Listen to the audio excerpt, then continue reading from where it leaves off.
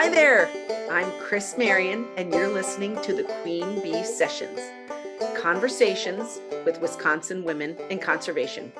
We're here to tell stories about all of the good work being done by Wisconsin's women farmers, landowners, and conservation professionals to protect the soil, water, and wildlife in this great state. We hope these stories might inspire and encourage you in your own efforts to nurture the land and yourself. The Queen Bee Sessions are a project of Wisconsin Women in Conservation, and you can connect with us at wiwic.org, WIWIC.org, or on Facebook, Instagram, and Pinterest.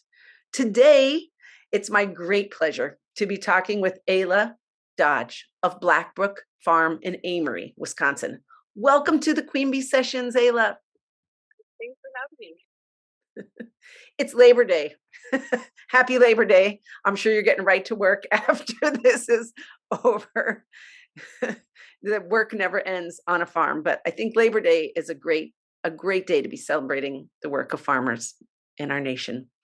Ayla is one of the conservation coaches that works with Wisconsin Women in Conservation. And in that capacity, she's hosting a field day at her farm this coming Saturday, September 10th. I know that I'm really excited to be there with all of my cameras because she's got baby Highland calves that were born this spring, and they are so cute. Your farm has a pond, a stream, organic veggies, hogs, cattle, woods. It sounds gorgeous. What is your operation like there at Blackbrook Farm? Yeah, we call this our forever farm, which this is our third farm actually. We moved here 7 years ago.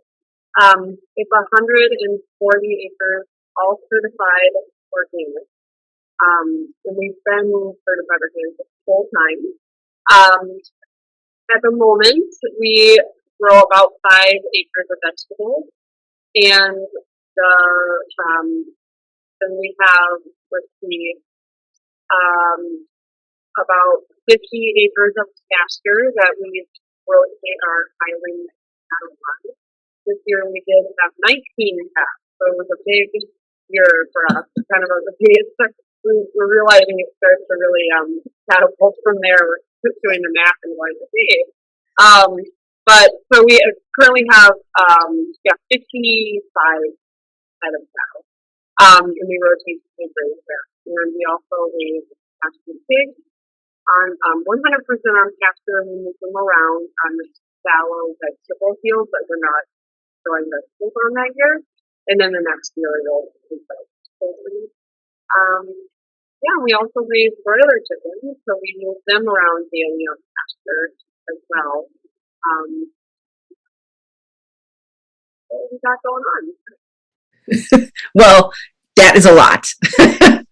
That is a lot of work. I myself do manage grazing with just 40 sheep. So I can't imagine managed grazing hogs, chickens, your Highlands, and then you've got three kids, right? You're managed grazing them too.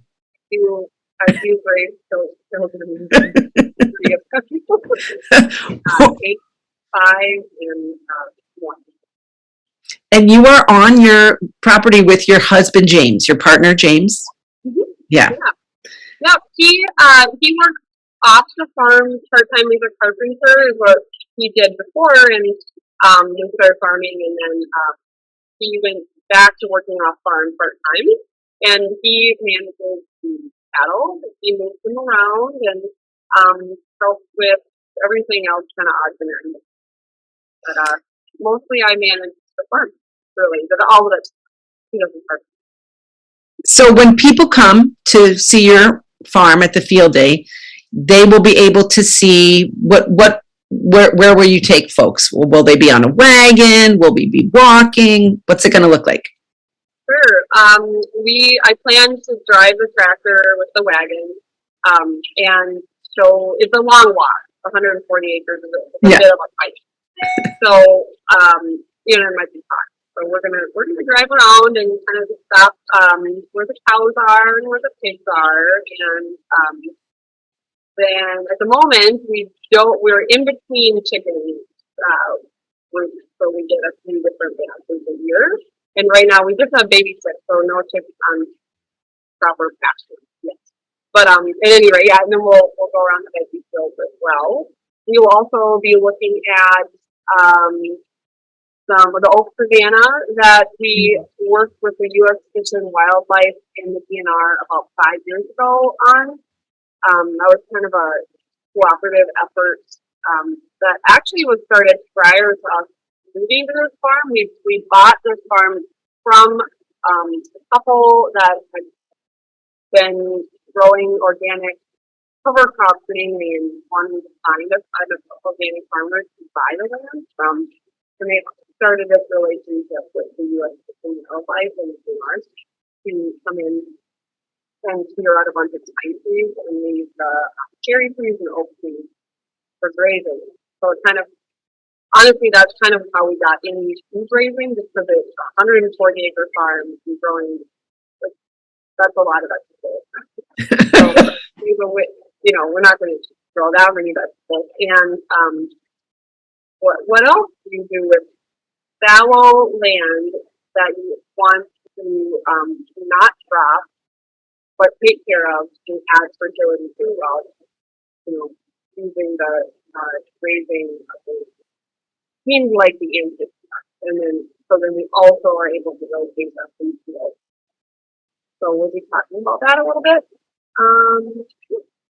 So one of the reasons we appreciate you so much as a conservation coach is you are a great example of what is possible with basically the management of one woman managing other things as well in her life, but with help here and there. And I think that speaks a lot to scaling and how you decide. You talked about the cattle are kind of, we're adding up the numbers and that's getting big.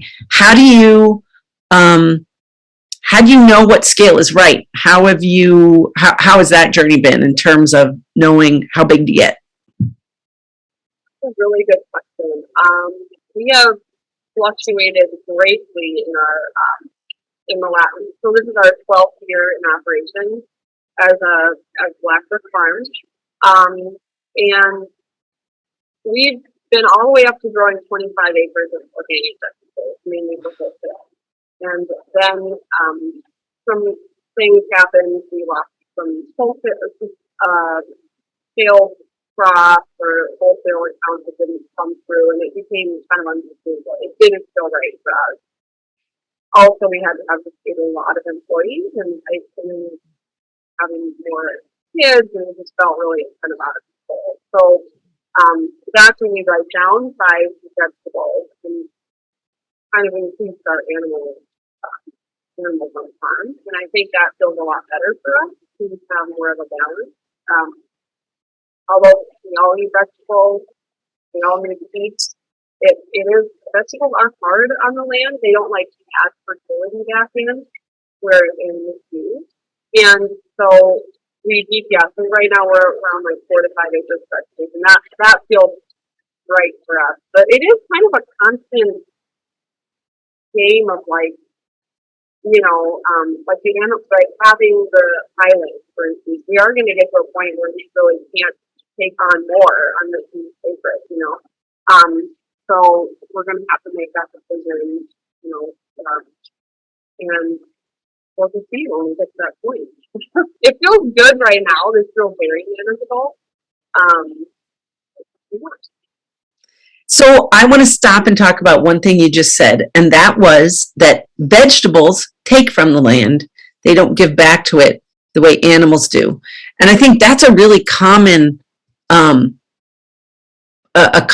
maybe misconception or misunderstanding that veggies are what is good in farming, right? What is good for the land, what is somehow more sustainable. But you almost sound like you're saying it's the animals that are the more sustainable part of the farm. Can you expand on that a little bit? Yeah, it's kind of confusing. But if you look at the regenerative, kind of what regenerative farms or permaculture farms, they're not really growing vegetables. They're growing nuts and fruit trees and these things that kind of are longer left and are offering up more fertility or taking less fertility. And that's more sustainable and frankly regenerative. However, vegetables are also, something that we all need to grow, and we can't all eat them from, they can't all come from like California. Right. So, at any rate, so yeah, what do I say about that? I think that they can be, in a low-till, no-till system. They can be definitely easier on the land, but you have to bring in fertility from somewhere. I mean, our topsoil. Now, we don't live in an amazing like topsoil area. We have virtually no topsoil, so we cannot bank on that. We have to add in fertility, and that's just our personal land. And so everyone has to kind of every farm has to kind of work with what they're given, So animals make sense for us because then we can rotate our pigs and our cows and our land. So you have sandy soil, right? I think we're going to talk some about that, and I share your I share your soil issues because I'm on sand too, and I think some people might be surprised to hear a farmer say we have virtually no topsoil, but of course on sand, topsoil kind of gets eaten up really quick. The fertility gets used up, it runs away. Can you talk about how you're building soil? How you're basically adding soil every year? Well, we're trying for sure. It is a really slow process, and so one thing that we have started to do is we kind of have two different vegetable systems. One is where we're doing kind of so not row cropping, but like where we field cultivate with a tractor, we transplant with a tractor implement transplanter. Things are more mechanical, longer beds, 400, 450. When we do like our corn and melon, potatoes, and things that we need like a lot of room that way. However, in the last 4 years, I've transitioned about half of our crops to more of a bio-intensive, low-till / no-till situation down the hill, closer to our farm, like our farm instead, rather than the other vegetable crops that are further away. And what we've found is that we're able to really pay attention to them more. They pick up less space. We compost. We put our winter pigs on the field, so then we don't have to add fertility, like buy-in fertility. We do more just like racing and broad forking, and that's seriously, like, there really is a difference just in like 3-4 years. Wow. Between, just doing that, just like not killing, and not, and adding a lot more organic matter through animals and something. So that's one thing we're doing. And the winter peas are a cover crop, or are you harvesting them for grains? Oh, winter pigs. Oh, winter pigs. Like in the winter, we put our pigs on the vegetable. Yeah, we also do. Yeah, sorry. We also do a lot of cover. Yeah, a lot. We work with the Nrcs on some contracts, but right now we're doing canola, which is kind of, a lot of people don't grow canola around here. I'm not sure why exactly. It's kind of hard to come by, but we do 4 acres of that every year. It's a pollinator, but in addition, it's really a lot of biomass, so that's really good for us. A lot of like sorghum, you can grow sorghum, things like that. A lot of vegetative matter in it. And so are you like flail chopping sorghum, or are you sending your cattle through the sorghum, or how are you managing all that biomass once you have it? Well, we do have a plan to send our cows to that. We haven't yet done that. that is in the works. But yeah, soil chopping. So it's basically just tons of organic matter staying in place. And then how do you find that the organic matter in the soil, how is that for replanting into? Or are you just choosing the bigger or transplants? I mean, I've grown veggies, so I know the challenges of having biomass. Wait, one thing we've noticed actually specifically to sorghum, but other things too, is that we have to actually let it take a good, maybe even a season to like really break down. Otherwise, it binds up all that nutrient. Yeah. That's been a big learning curve for us in all different kinds of even compost. We once bought in like a whole truckload of compost, and we were so excited. We put in all of our compost, and it wasn't like totally composted, and it just totally bound up all of our nutrients and all of our crops durable that year. But then the next season was great.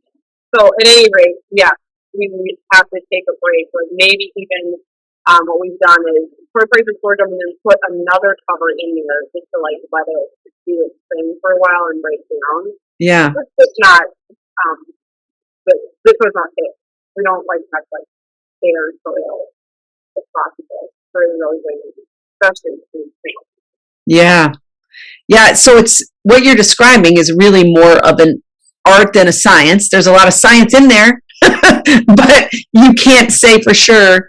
Like when people come to your field day, they can't be like, oh, well, at Blackbrook Farm, they do this. I'm going to do this on my place, right? Because absolutely. And I think that I'm glad you said that, because I feel like even though I've been farming for, a decade or 12, 13 years, and I still feel like a beginning farmer. I will always feel like a beginning farmer because every farm, for one, that you're on, totally different.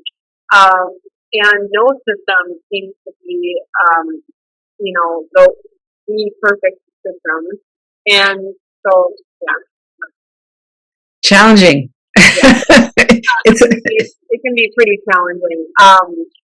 And yeah, but I think like 7 years into being on this farm, I feel like we're getting there, but there's still a lot. So right. Also having fun with time. It's like, yeah, I would move the cows 3 times a day on tiny little paddocks if I had the time. But we also vegetables are a big time. So just trying to find the like the balance. So with 5 acres of veggies and various rotating the grazing paddocks to move, do you have employees? Do you get help in the growing season? Yeah. I think that's good for people to know. Oh yeah. No, actually having a 1.5-year-old who is home, or he's watched few days a week, but mostly I'm with him. I don't actually do a lot of the harvesting. I have employees. I manage. I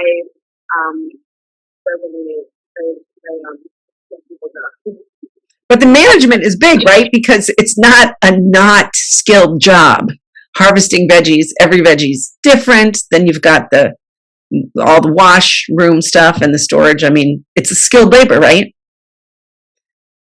Yeah. Yeah. I love, it's funny, managing your own farm and having employees is great. It is challenging though, because I love farming. I love harvesting. It's my favorite thing to do, but I actually don't get to do that very much. Right. You got into it because you liked the work of working with veggies, but then to scale up, you lose some of that. Yeah, in order to cash flow farms of this size, you just have to be at a certain size. Which actually, I don't think I spoke to earlier, but I mean that's also part of it. Like, well, we need to be a certain size in order to cash flow. But then when you get too big and too much, so it's always finding that balance. Right. Like the cows, we kind of joked that it's our retirement plan. We're only at the new cows of 4 years, so I find I'm super new at cows. It's crazy. And at any rate, we've invested a lot of money. Yeah. Essentially, you know, and we're looking down the road like, okay, in a few years, we'll be able to harvest these calves. But it takes Scottish Highlands take about 30 months, so they grow much slower. So it's just a long game. Like it's our retirement time. We're 50 maybe. But in the meantime, they're giving you soil on sand, and that's a good thing. I really already. It's hard for me to see a difference because I'm here all the time, but I'm seeing an incremental, like some of our fields are just were not great. Like lots of statues, lots of just like bare, like there's nothing that's growing. That's how Yeah. it is. Are getting more filled in, and that's great. I had a friend who was an employee a couple years ago come to the farm with people, and he hadn't been there for 2 years. He was way more like lush, and the field was so much different than 2 years ago. Wow. Okay, cool. That's a great feeling. So that is, in essence, regenerative ag, Yeah. right? I mean, that's kind of a popular term right now. I think even corporations are paying commodity growers a premium if they're involved in regenerative ag. I think you can get regenerative Cheerios, stuff like that. Can you say a little bit about what that buzzword means and what it means to you and your family on your farm? Definitely. Yeah, I think it was first like organic, and now what does that even mean? It's a little hard when Walmart is the biggest seller of organic cheese, and then you're sustainable. Well, that also seems to have been a little locked out, and now it's regenerative. But they do stem from good things. Regenerative means to be able to regenerate itself. So it's kind of like being sustainable, like to be able to sustain itself. So ultimately, of course, that's our goal is to leave a legacy or have our land be a legacy to our children, to the next generation. Well, that's amazing. I can't wait to see it. I'm really looking forward to being on your place. Can you talk about your origin story? I mean, this is hard work. It's ever changing. It sounds like you didn't grow up farming. How did you get involved in agriculture and then why regenerative ag? Okay, yeah. I've never been able to quite answer the moment where I'm like, oh, I want to be a farmer. But I was in high school. I was pretty young. So in high school, I went to a charter school, and it was project-based learning, and in Minneapolis. So I was pretty good on driving the part of South Minneapolis. And let's see here, I did a project on like community, just like collective communities and like farming communities. So I went out to Community Homestead, which is in Osceola, not too far from where we are now, and several different farms. I just really wanted to be part of that kind of vibe, like organic vibe. I mean, it's cool. Anyway, but then I went to college for sustainable ag, and then I met my husband working at a food co-op. This is all very cliche. This is like, in St. Paul, in Minnesota. And then he grew up out here, and he grew up as a little farm, like hobby farm kid. But he, in his mind, was like so done with that. He did not want to move back to the country. He didn't want anything to do. He didn't really know about organic farming either, though. For him, it was just like a little hobby farm, and he didn't. I don't think he'd ever been exposed to what organic farming was. It was comprehensive, diversified too for mentally challenging as well. Yeah. Like you have to do all things. Like you have to do. I'm like working people, managing of people, managing image plans. It's very comprehensive. So he didn't know that. So at any rate, I wanted to farm. I knew I wanted to farm organically. I don't think it was ever an option for me to just like farm not organically. But yeah, I was and so we started. He was like, well, okay. So I worked on Foxtail Farm, which is also in Osceola. They have now retired. They sold their farm to another couple, but at any rate, I worked for the farm, the original owners. And he would come out, hang out, and he started, this is kind of cool, and he knew how to tinker on tractors. So we decided to give it a go, and that's how we got our start. Wow. Well, all the teachers out there should be encouraged that early exposure to experiences, and even it sounds like you wasn't really an experience as much as just a report. You were just doing research. And yeah, I don't even know how I came upon being like, my mom took me camping all the time, and I think I just loved being outside. And I can't tell you like exactly, why. Like she shopped at food co-op, so I was exposed to right. But not really totally 100% sure. But yeah. So James and I kind of came at it from like two totally different places, but it makes sense to farm this way. So you're talking about being influenced by the community agriculture movement and kind of the collective ag movement, and you're pretty embedded in community, even though you don't have a commune at your place. But what is your community like? Who is part of your support system? Where have you found community in this small business world? That's a good question. It can be challenging at times because, we're in a very small town. We're in Nrcs, and that's about an hour, 20 minutes from the Twin Cities, where most of our vegetables actually go. We've been forever trying to grow a local food. Yeah. Members there. But at any rate, there are a lot, luckily for us, we have a lot of small organic farming communities around us. People kind of lucked out in that way. There are quite a few of us. So our children are similarly aged. So we do play dates and potlucks, and that is really important because otherwise it could be probably frankly a bit isolating out here. Right.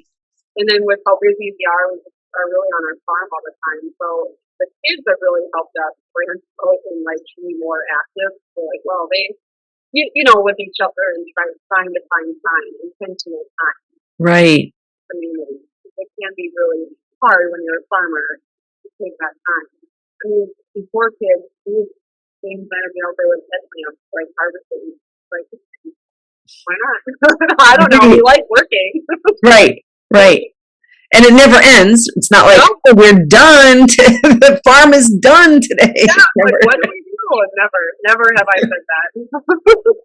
So what about mentorships? It sounds like you worked on a farm. You had some good mentors. Who would you say, or if not who, what agency? You mentioned U.S. Fish and Wildlife. You mentioned Nrcs. Where are you downloading this ever-changing information from?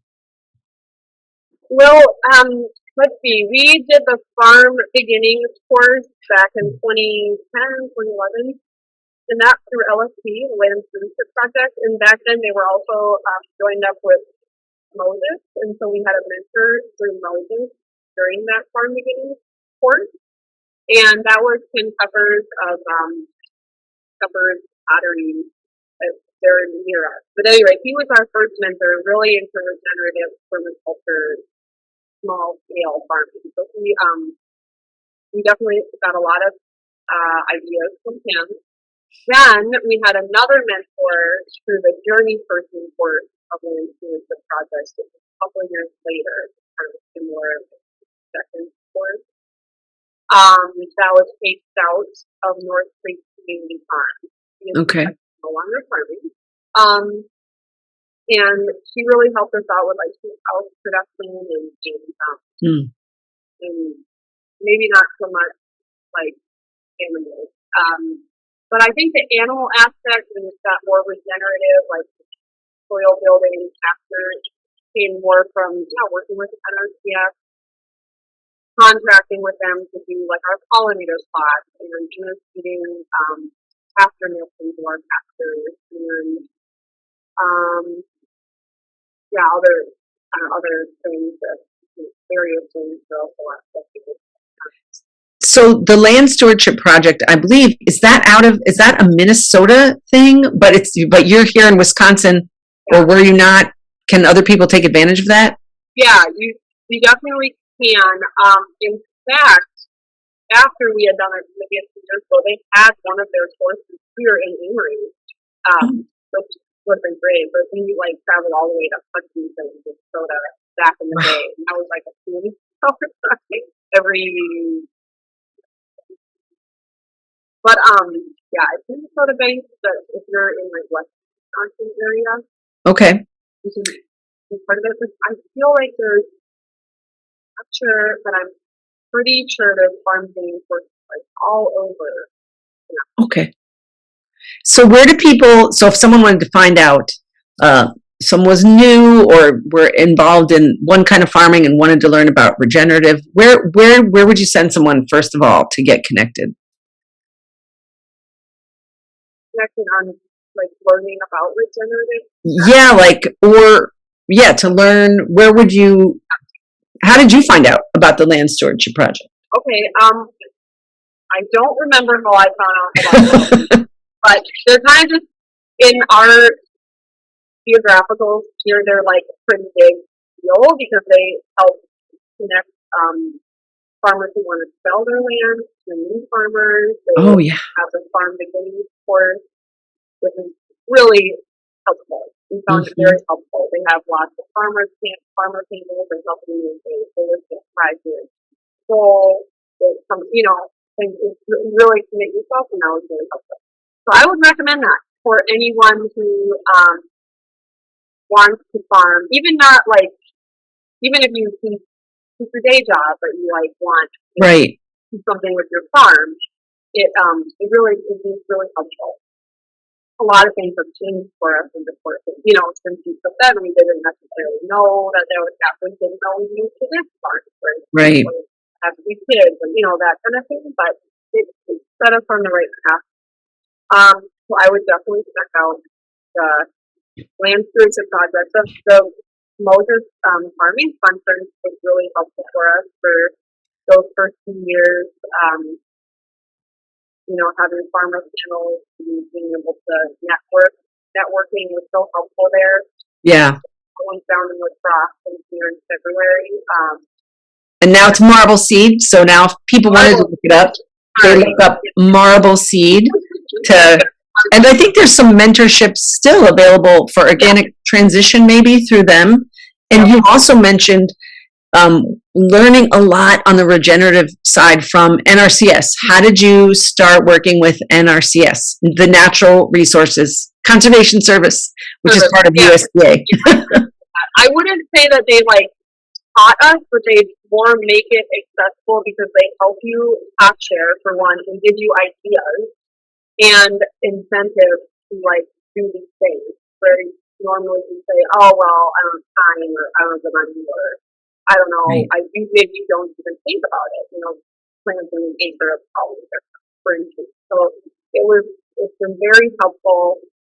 And I think they call them incentives to incentivize us to put these practices to so that's been really, really helpful. What was your question about that? No, that's exactly. So did you walk into a USDA office? How did you even learn that these programs were out there? How did you get started with them? Well, the FSA, which is the Farm Service Agency, is their office is with the Nrcs, the Natural Resources Conservation Service. So they're kind of one. They're two agencies in one. And so we have our mortgage through farm service agencies, the FSA. Otherwise, we have been able to get a farm loan because we didn't have uh, like a job, like real job. So like Right. we have all this money to get Metro. So the farm service agency highly recommend that you're looking for so to get a loan as a small farmer. That's a great tip. Yeah. I haven't thought about that lately, but yeah, I mean, with farm access is so difficult, and transitioning, there's people who want to transition their farms, there's people who want to buy land, but there's so many barriers. And yeah, FSA is a great place to get help. Yeah, they're a little bureaucratic, like it's hard, it takes a long time. Sometimes you gotta like wait for their funding sometimes. It's all Right. bill and like their whatever. But they also hook you up with the Nrcs. Yeah. So that was kind of how it came to be that we started a relationship with the Nrcs. So they helped us get a house too. It's always great. Yeah. So you've offered a lot of resources here. So mentorship programs through private agencies like the Land Stewardship Project or Marble Seed. And then there are government helps and agencies like FSA, Farm Service Agency, Nrcs, Natural Resources Conservation Service. You probably also have favorite books or podcasts, or do you have time to read books? Any favorite resources that you would send people off to find?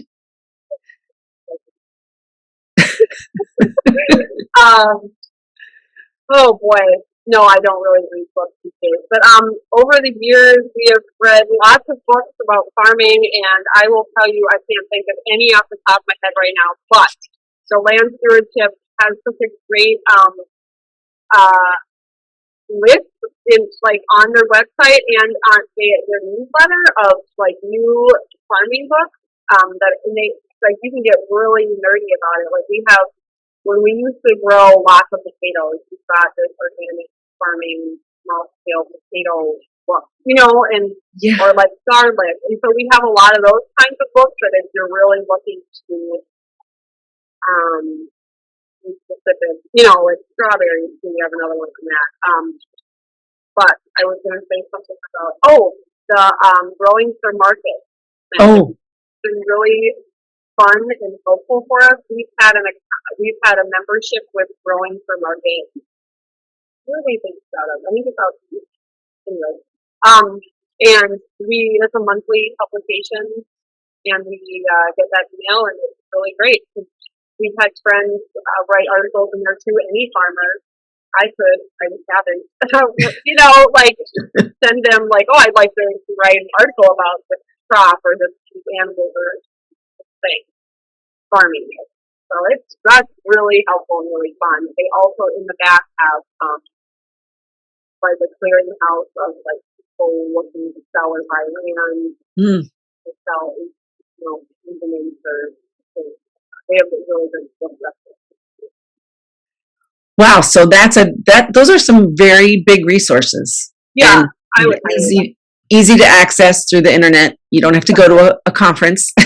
Oh, you don't. Growing for Market, you can get it virtually too. I just like to have it paper copy. Oh, so they have a paper copy too. They have both. Yeah. Oh, yeah, that's pretty fun. Not a lot of paper things getting sent out these days. So, have you participated in any of the WWIC, Wisconsin Women in Conservation programs? Have you gotten to go to anything? I know I saw you at one because I got some good photos of you. What do you think? Yeah, what do you think of those programs and the impact of women only trainings? I think it's really important. I really appreciate it. It's a fun endeavor. I'm excited to be part of it. I have been to only one event. I'm sorry to say. So maybe, I keep saying, I want to make a direct field day, but it's very hard for me at this point in my life. to do that. But I have been to one event, and it was really great. I think I spoke a little bit there just because I was in Amory, so that, Yes. yeah, talk a little bit about our farm. It was good to network. I met some new women farmers in the area that I did not know. Like young or maybe similarly aged mom, dairy farmers. I was cool. I didn't know her. But it was great. And I hope to make it more. I mean, it's kind of ironic because as a farmer, you know, you want to be able to do all these things because there's such amazing events. So you can't make it there. Right. So, well, we know you're going to be at the next field day because it's at your place. My farm on Saturday. I will.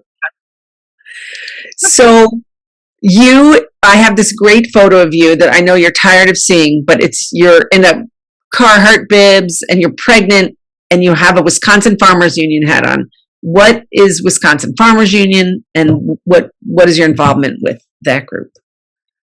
I have spoken about them earlier. Wisconsin Farmers Union is I'm a member of them. We have now our chapter in Stowe County has been actually very active thanks to a beekeeper, Christy of BC, and she's like really gung ho about it. So we put on there's monthly potlucks called Food Mixed, and I've been able to make a few of them, and that's been really fun. But they have youth camps, so we actually haven't been to chapter meetings. Meeting. So it just feels really good to be involved in a farming group like that stands for the kind of farming that So if a young woman wanted your advice, they are starting out with regenerative ag and with conservation practices, what kind of advice, if you could make just a couple statements, what would you tell someone starting out?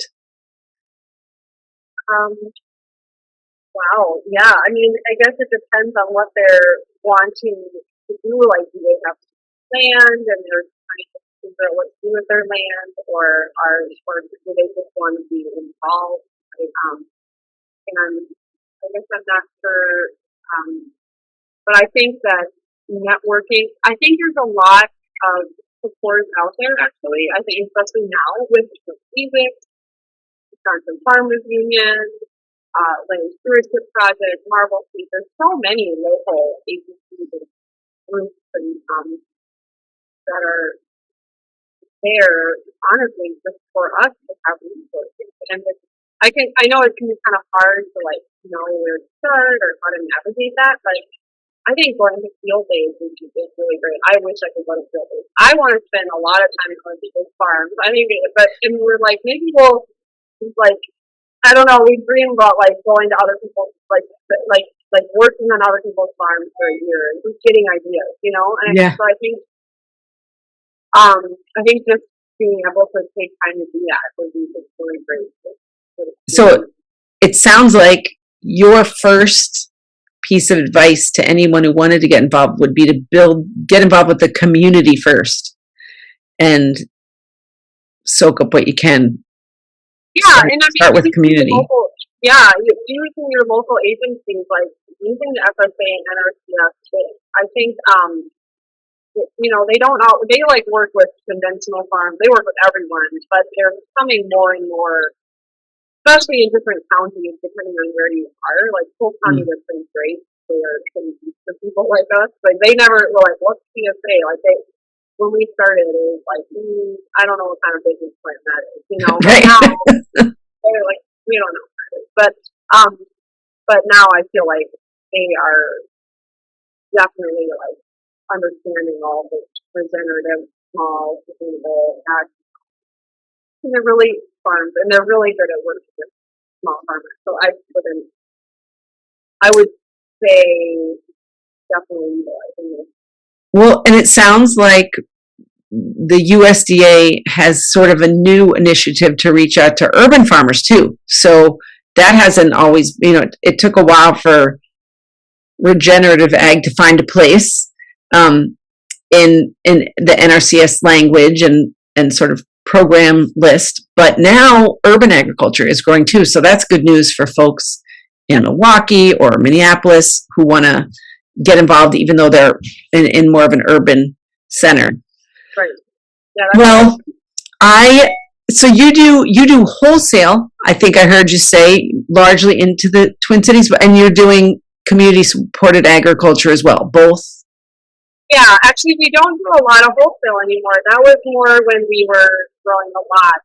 We had contracts with different restaurants and also aggregates like small farmer aggregate cooperatives that are now expanded.